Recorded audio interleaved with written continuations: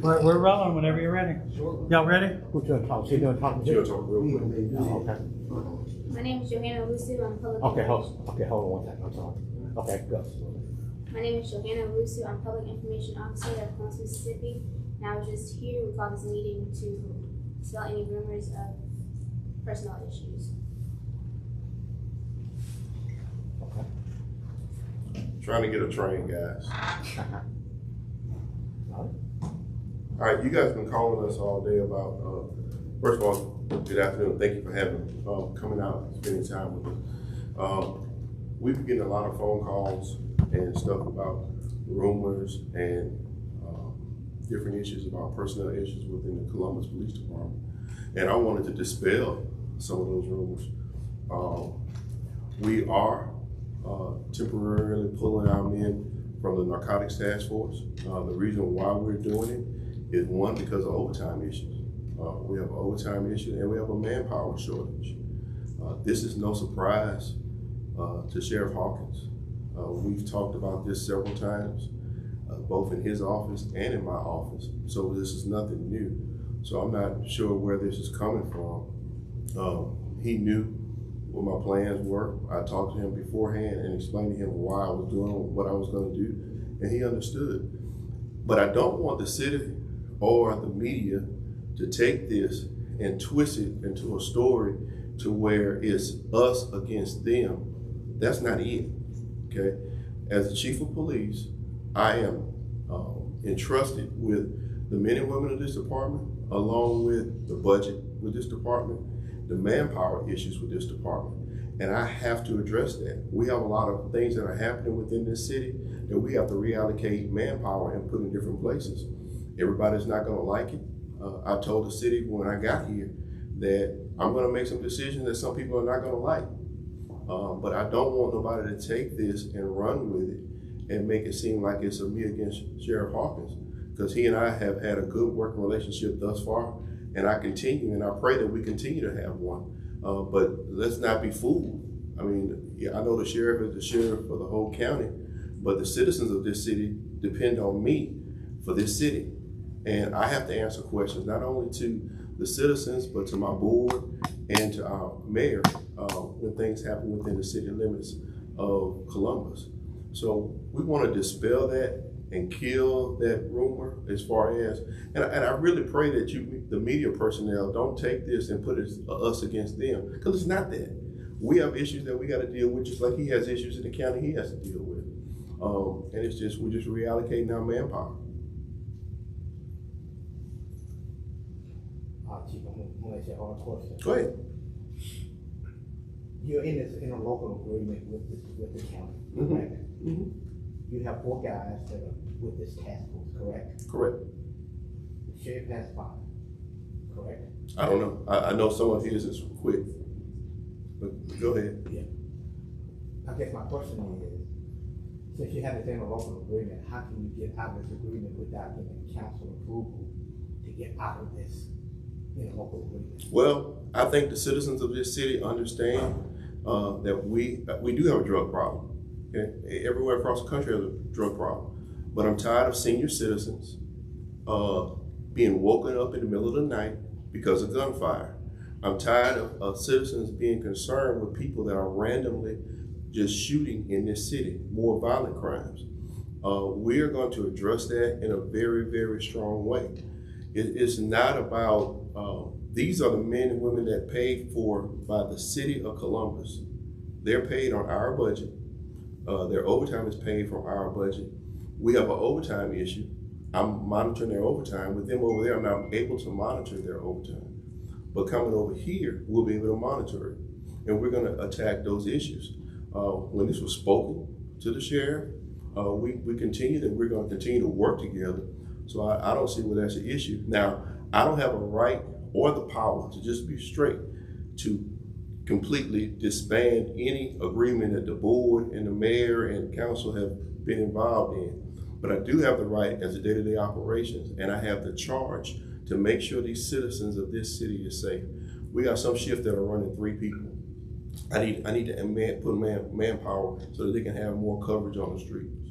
Now, you're gonna have some people calling the media because they have their own personal agenda. I don't have an agenda. My agenda is to make sure the citizens of the city are safe.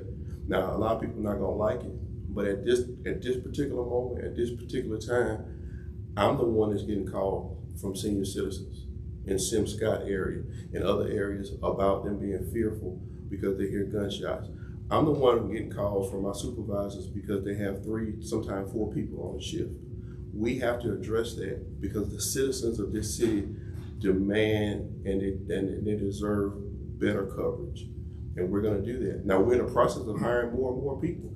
As far as I was told with the sheriff, this was temporary. You know, when we talked about it, I told him it was temporary.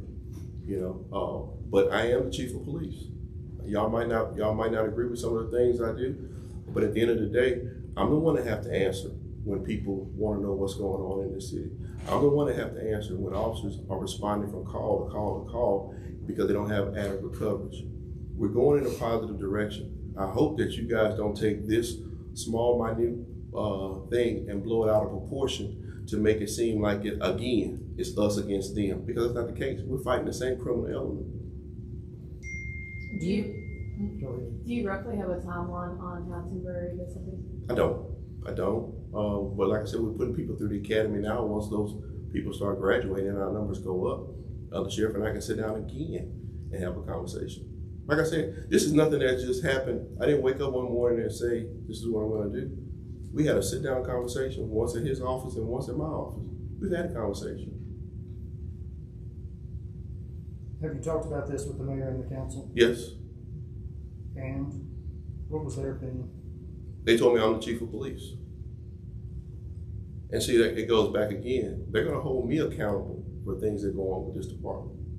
Nobody else has to answer for this department but me. I'm the one that get called up on the carpet when things go wrong. And when did you talk to them about it? Oh, we've talked several times. That's what I'm trying to get you to understand. This is not something that just happened this week. We've been talking about this for months. This is no secret.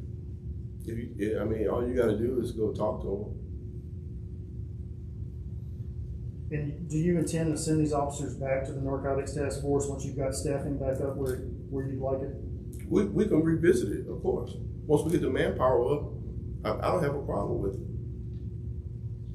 Will it be the same officers? I don't know. Chief, but I'm gonna ask you another question. Mm-hmm. Do you think that's duplicated work? Duplicating work how?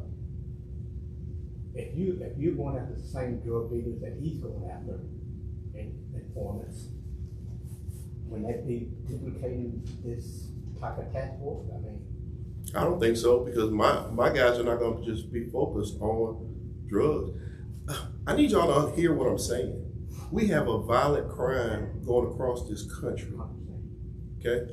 It's more than just drugs. You have drugs, you have human trafficking, you have sex trafficking, you have violent crimes as well as drugs.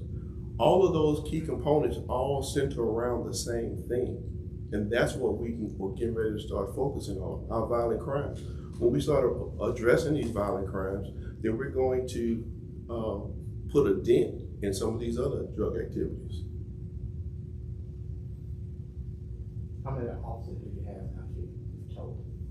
Right now, I think we're at 45. How many are you looking to have? I want to have 80. What's your budget for? Budget for 56. So these officers that you're getting back on Thursday, are they mostly going to be working patrol? How did you know they were coming back on Thursday? That's what the sheriff said. Oh, okay. Well, see, those kind of conversations, I don't understand why it's being told to the media when it's a conversation he and I could have had. But at the end of the day, they are coming back and they're going to patrol temporarily. I don't know what else to tell you.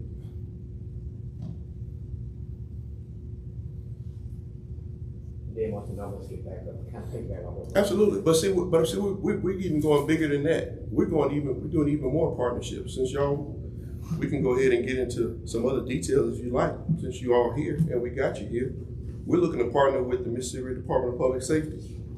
We've already had officers that applied prior to me getting here to be a part of the Mississippi Department of Safety Violent Crime Task Force. That's gonna allow our officers to have better resources.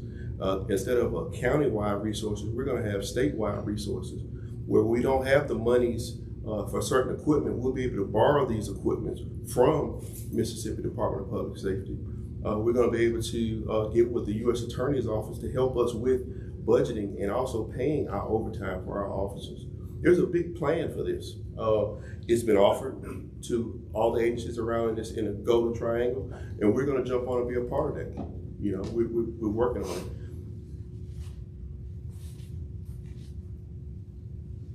Is this gonna have any effect on the crime lab as far as the new equipment? I don't know. Right now, that's between the board and the council. I mean, this is about public safety.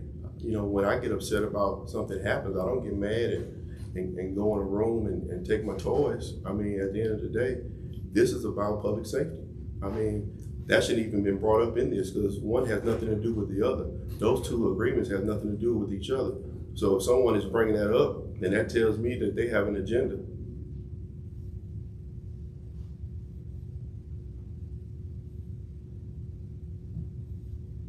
Y'all awfully quiet. Again, we're gonna cut this at the, again, I need the citizens of this city to know, and I need you guys to report this correctly, okay? I don't need you to report it that we're against the sheriff's office or we're beefing with the sheriff's office. That's not the case.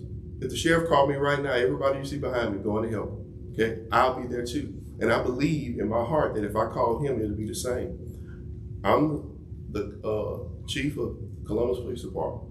I have manpower issues, budgeting issues that I have to address, I have to deal with, the same way with him. If he does something with his department, I don't question, nor do I call him and ask why he does it. He's the sheriff, he runs that department. He has the power to do what he needs to do. I have to make decisions that's not gonna be pleasant. Some people are not gonna like them, but I gotta do what's best for the men and women of this department and for the men and women that live in this city and travel and commute through this city. It's no personal agenda. And again, I hope that the media doesn't portray this as us against them. Because there are some people in the media that does that. They try to stir the pot, but there's no need to stir in the pot because we're all eating from the same table. All right, thank you.